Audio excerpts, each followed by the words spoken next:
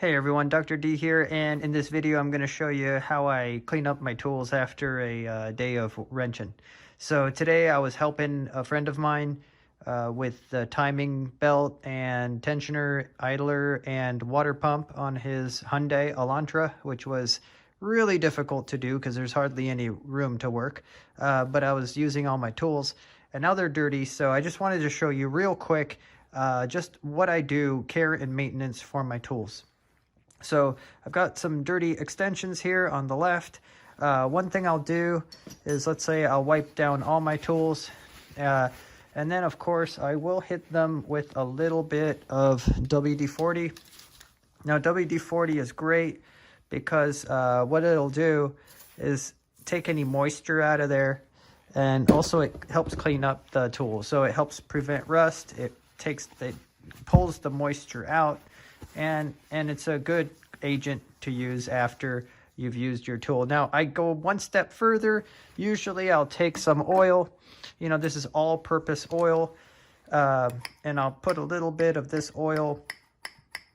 I'm getting kind of low here, so a little bit of oil, a little bit of all-purpose oil, usually like 3-in-1 brand. I can show you what brand I use in a second, but I put some oil. And I also very lightly oil the tool as well. And again, what does this do?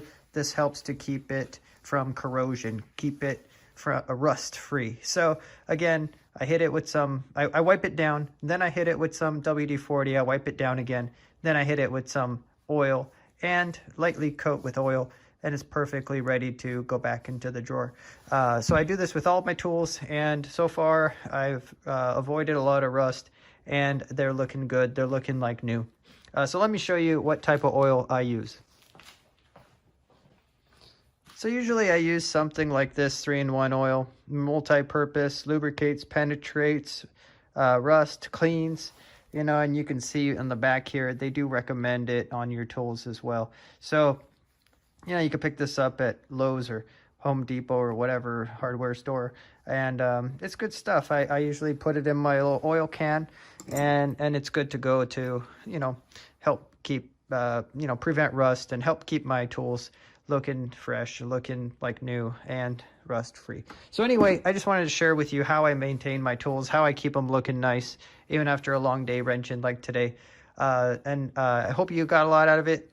I'll keep this one short. Throw any questions you have below, and I'll see you guys next time.